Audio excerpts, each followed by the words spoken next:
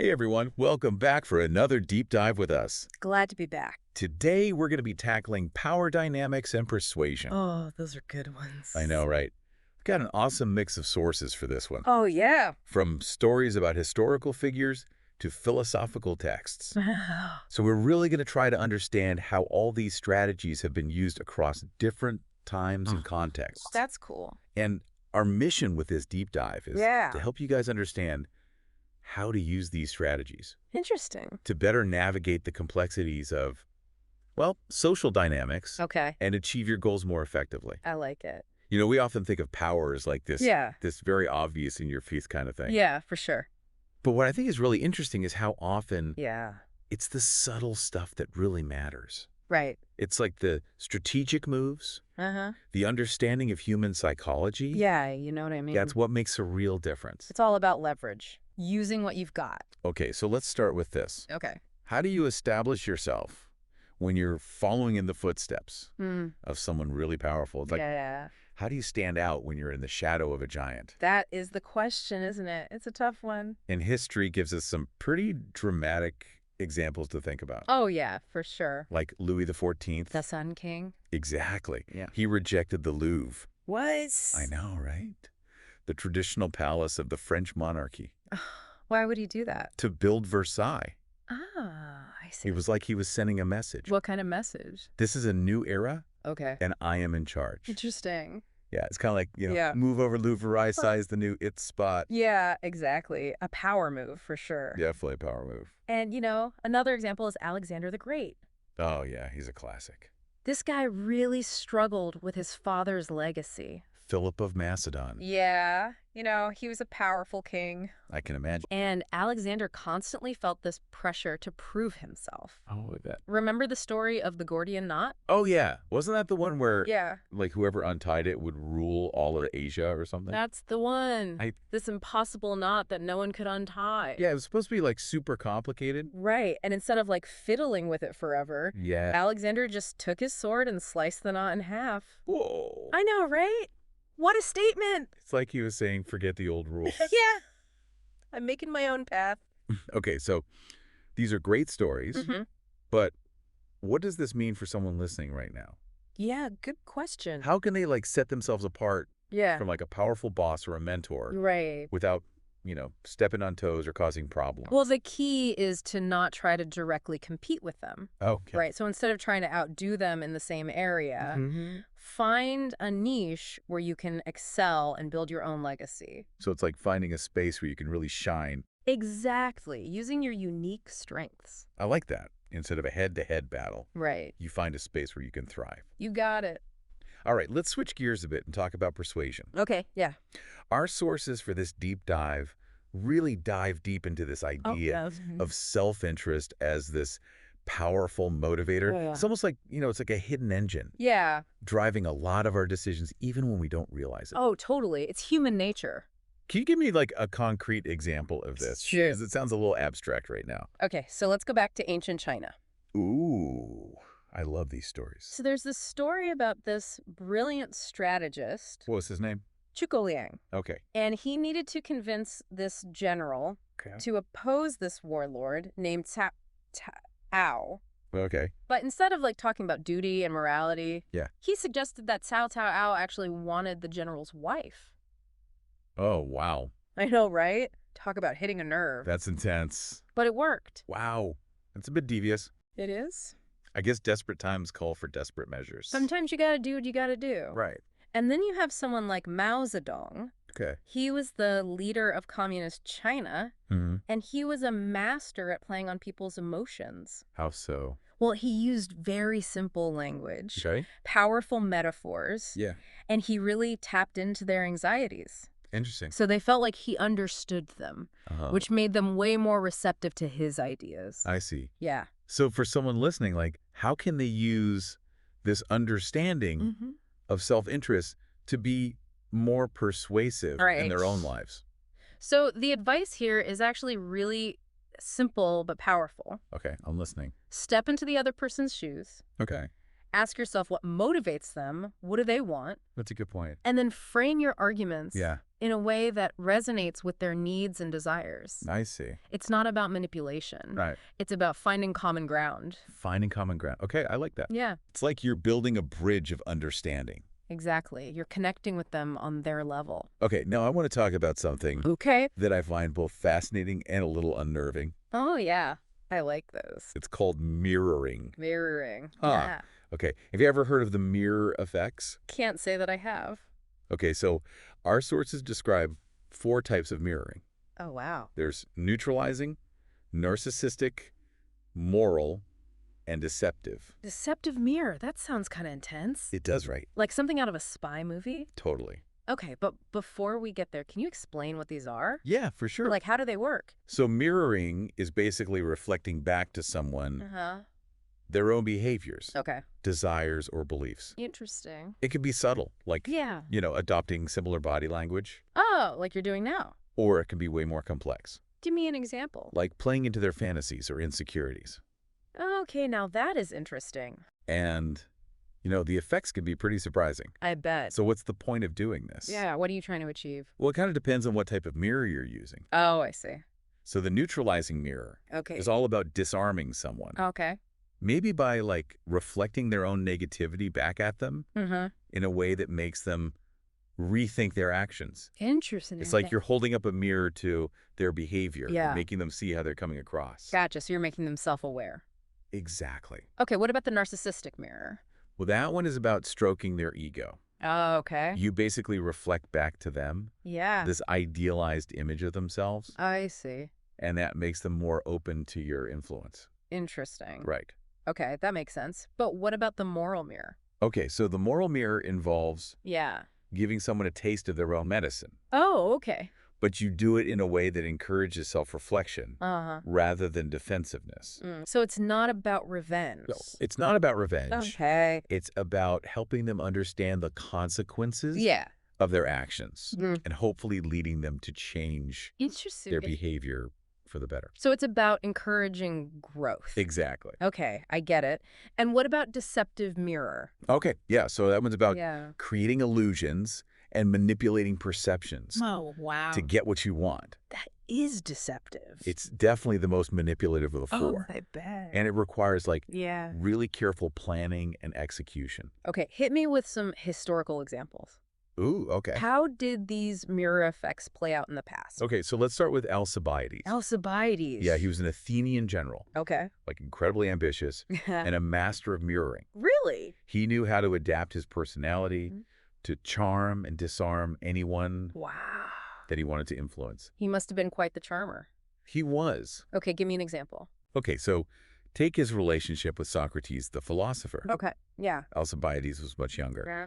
but he engaged Socrates in debates Mm-hmm. and intellectual discussions, I see. basically mirroring his love of argument. Interesting. And this made Socrates see him as an equal, Oh, wow. which earned him the philosopher's favor and mentorship. So he used mirroring to, Yeah, get access to Socrates' wisdom? pretty clever. Right. Very clever. And then there's Marie Mancini. Okay. She was the mistress of Louis XIV. Uh-huh. She wasn't considered conventionally beautiful, Okay. but she understood Louis perfectly. How so?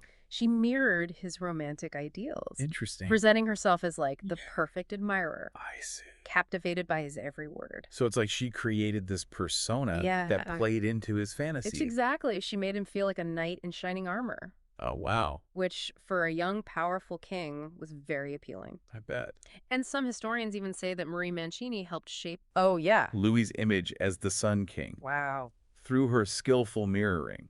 That's amazing. That's the narcissistic mirror in action, right? It is. But how can someone listening use these mirror effects Yeah, good question. ethically in their everyday life? Well, the key is subtlety Okay. and awareness. Mhm. You have to really pay attention To what? to the signals that people are sending, Okay. both consciously and unconsciously. Right. Think about their values, their insecurities, Yeah. the image they want to project. It sounds like you have to be a bit of an expert Yeah, in human nature you do. to really pull this off. But once you understand someone, Yeah. you can subtly reflect back to them what they want to see. I see. This builds rapport, Okay. disarms resistance, Mhm. and it opens up opportunities for Right. genuine connection and influence. It's amazing how these strategies from history Yeah, are still so relevant today. they are. It's like we're all playing this game of power, even if we don't realize it. That's a great point. Right. And it's something to think about as we move into Yeah. even more fascinating aspects of power dynamics. Before we do that, though, Yeah. let's talk about something that's both fascinating Okay. and a little bit dangerous. Oh, what's that? The creation of a cult of personality. Oh, okay. Yeah. I'm intrigued. So throughout history, Yeah. charismatic figures have drawn followers Mm-hmm. by tapping into their desires, anxieties, Okay. and the human need to belong. Yeah, that makes sense. So it's more than just being charming. Right. There's a deeper psychological element at play here. There is. Can you Definitely. give me an example? Okay, so consider Franz Mesmer. Okay. He was this 18th century physician Mm-hmm. who claimed he discovered animal magnetism. Animal magnetism.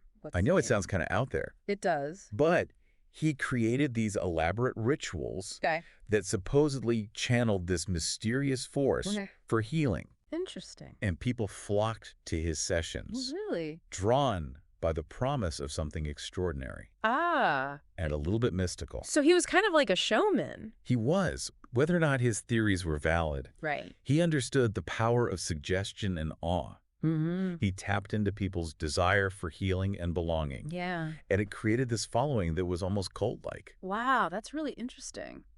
So there's science, Okay. there's spectacle, Mm-hmm. and the promise of something amazing. Yeah.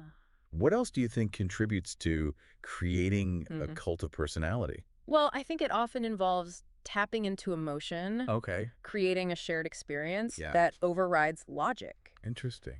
Take the story of Reb Fievel. Reb 5. Okay. He was a Jewish scholar, Okay. and he was initially really skeptical of Okay.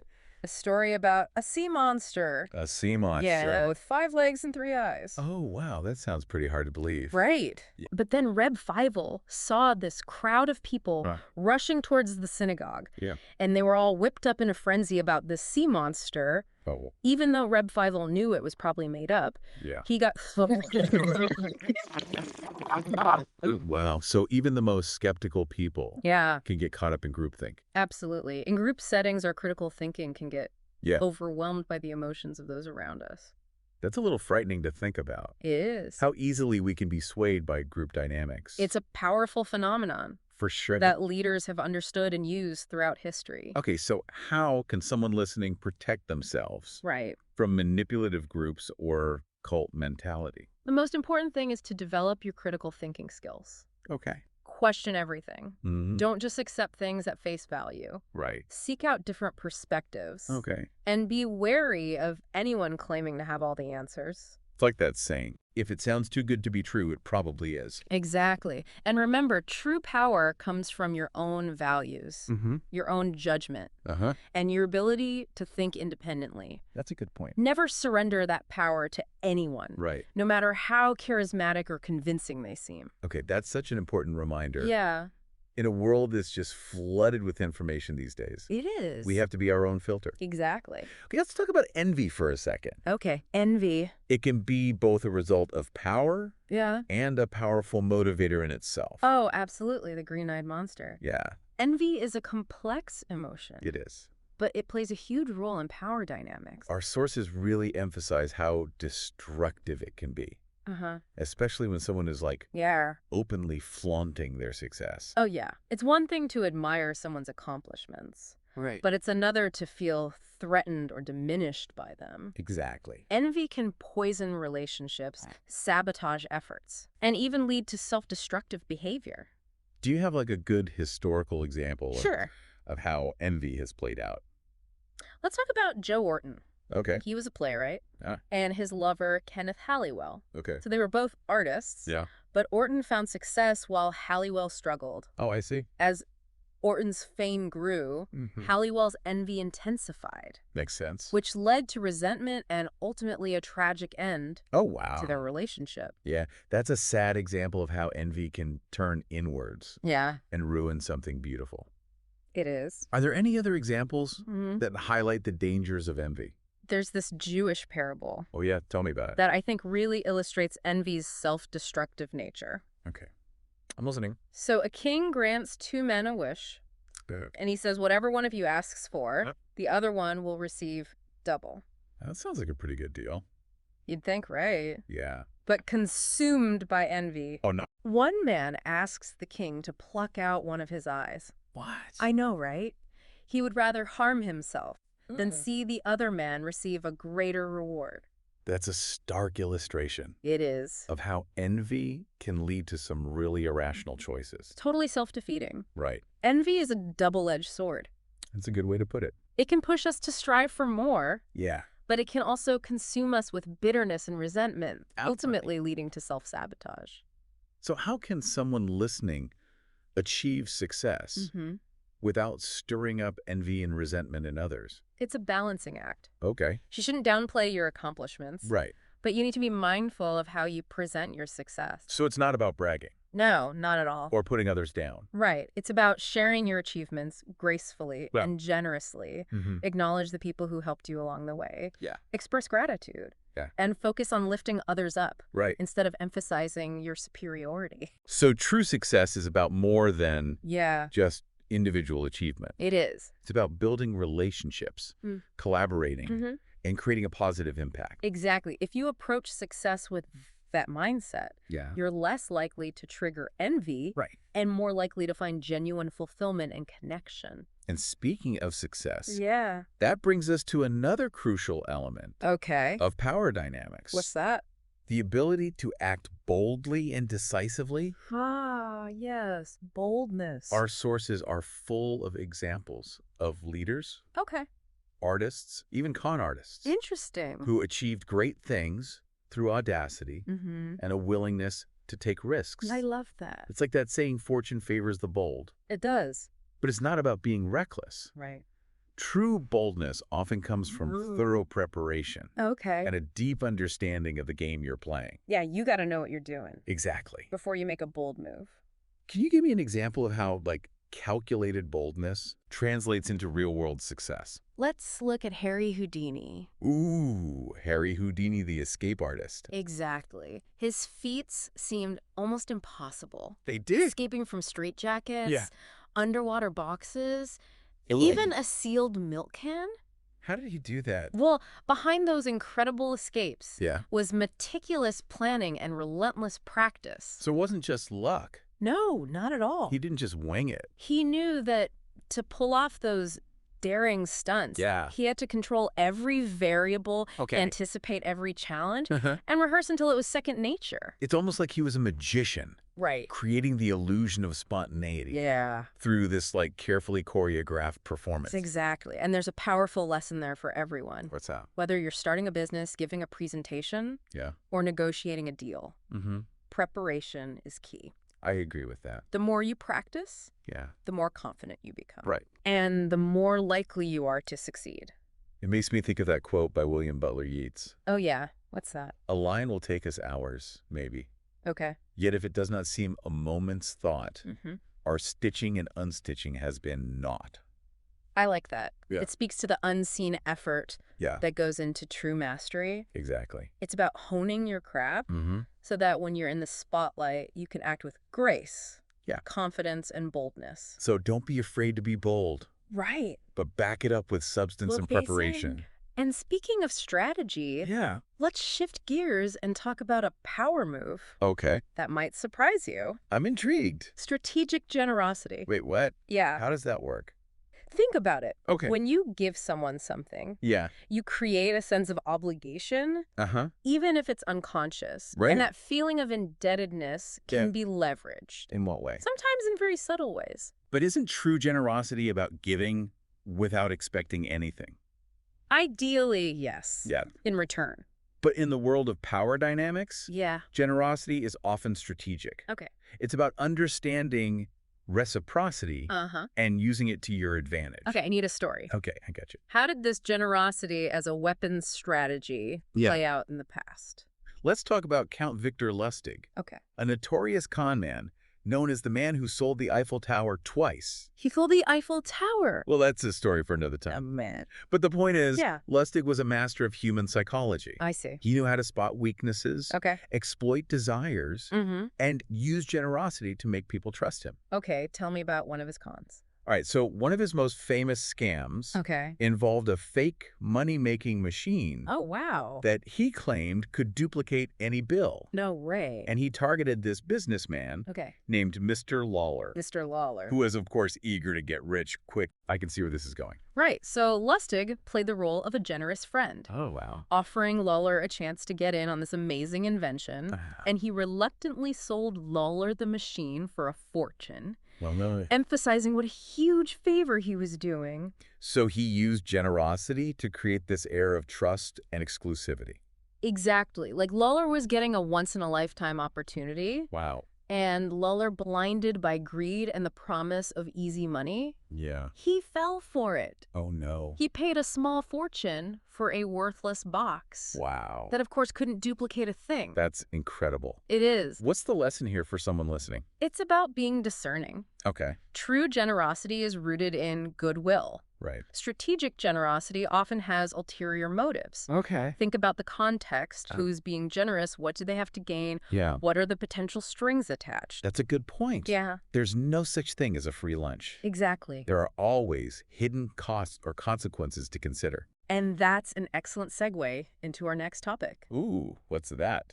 Manipulating time and tempo. Okay, let's talk about that. All right. So time is a powerful force. It is. And it seems like those who can control it have a big advantage in the power game. For sure. And our sources highlight two main approaches. Okay, what are they? Using speed and decisiveness to overwhelm opponents. Okay. And using delay tactics to keep them off balance. Interesting. Think of Napoleon Bonaparte. Okay. His rapid victories were legendary. They were. He understood the power of momentum, striking quickly and decisively before his enemies could react. So it's about the element of surprise. Exactly. Catching your opponent off guard and seizing the initiative. Gotcha. And then you have someone like Queen Elizabeth I. Yeah. She was a master of delay. Oh, wow. She knew that time could be used to wear down her opponents, gather information, and control perceptions. She was playing the long game. She was a master of the waiting game. I see. So it's about choosing the right tempo for the situation. Right. Sometimes you strike quickly, sometimes you wait strategically. It's like a dance.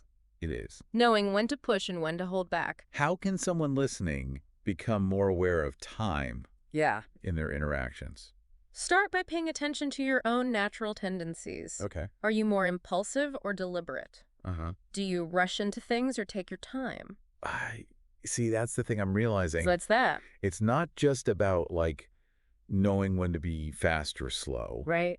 It's about being able to choose the tempo. Exactly. Controlling the rhythm of the interaction. And that can really throw people off balance. It can. It keeps them guessing. Okay, so we've covered a lot of ground here. We have. From dealing with powerful predecessors to strategic generosity, mirroring, even creating a cult of personality. It's fascinating stuff, isn't it? It is. But before we wrap up, let's connect these insights back to the listener. Okay, good idea. What are the key takeaways? Yeah, what can they actually use? That they can apply in their own lives? I think the biggest takeaway is that power isn't always about brute force or dominance. Yeah. It's often about understanding psychology, strategy, and the subtle art of influence. That's right. And as we've seen through all these historical examples, some of the most effective power moves are the ones that fly under the radar. Totally. They shape perceptions. They play on emotions. Right. They influence decisions without being obvious. Exactly. It's like a game of chess. Ooh. I like that analogy. Where the most skilled players are thinking several moves ahead. Yeah. Anticipating their opponent's actions. Right. Setting traps that will lead to victory. So it's all about strategy. It's a big part of it, but it's also about self-awareness. Okay. To play the game of power effectively, you need to know your own strengths, weaknesses, and tendencies. So it's like, know yourself, know your opponent, and understand the rules of the game. You got it. And, you know, power dynamics are everywhere. They are. They're in our personal relationships at work. Right. Even in casual social settings. That's true. So the more you understand them, the better equipped you'll be to navigate them. Exactly. All of this is starting to feel pretty empowering. It is empowering. It's like we've been given this set of tools to not only understand power, but to use it ethically and intentionally. That's the key, using these strategies for good. Absolutely. Now, as we wrap up this deep dive, I'd like to leave you with a thought-provoking question. Okay, I'm ready. If all these historical figures were playing the game of power in their time, are we still playing versions of it today? Ooh. Perhaps without even realizing it.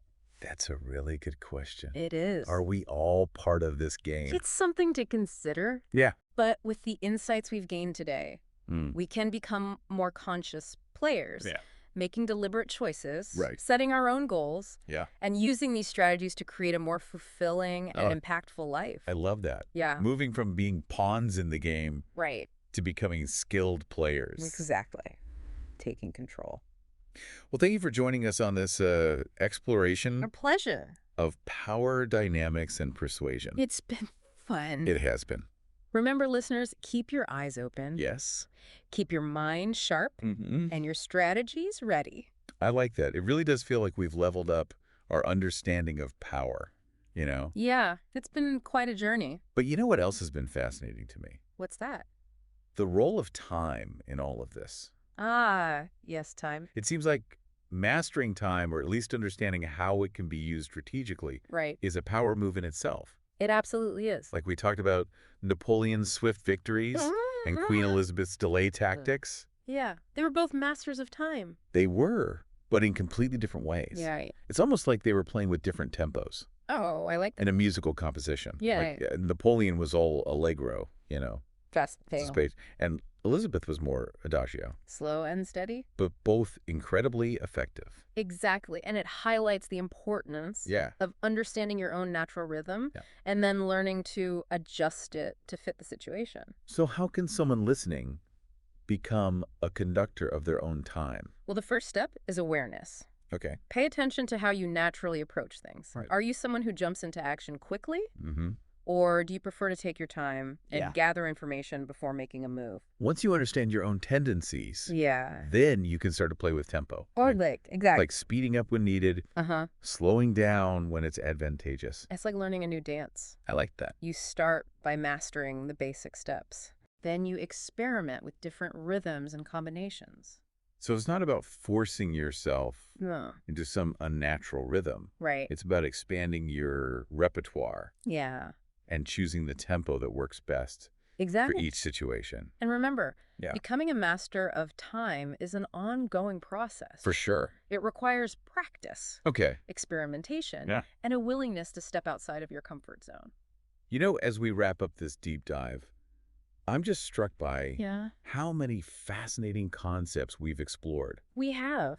From overcoming the shadow of powerful predecessors to understanding the subtle art of persuasion, the dangers of envy, the power of calculated boldness, strategic generosity. It's been a lot. We even delved into the psychology of cult dynamics. We did. And the importance of critical thinking. Very important. In a world that often tries to sweep us up in groupthink. It does, doesn't it? It really does. It's been an incredibly rich discussion. It has. And I hope our listeners can see how relevant these strategies are in their own lives. I think that's the beauty of this approach. What do you mean? History isn't just a collection of dusty old stories. No, it's not. It's a treasure trove of insights. It is. Into human behavior, motivation, and the timeless dance of power.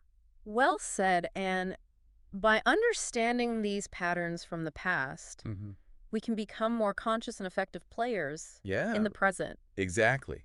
We can make more informed choices. Absolutely. Set clearer boundaries. And navigate the complexities of human interactions with greater skill and confidence. That's the goal. And, you know, as you said earlier, we can choose to use these strategies ethically and intentionally. Very important. To create a more positive and fulfilling life. Absolutely. Not just for ourselves, but for those around us. That's the key power, when used wisely. Can be a force for good in the world. This has been an incredible deep dive. It has. Thank you so much for sharing your insights. My pleasure. And expertise. It's been fun. I feel like I've learned a lot. Good. And I hope our listeners feel the same way. Me too. And remember, listeners. Yes. The game of power is always in play. Ooh, I like that. Stay curious, stay informed. Okay. And keep refining your strategies. Until next time.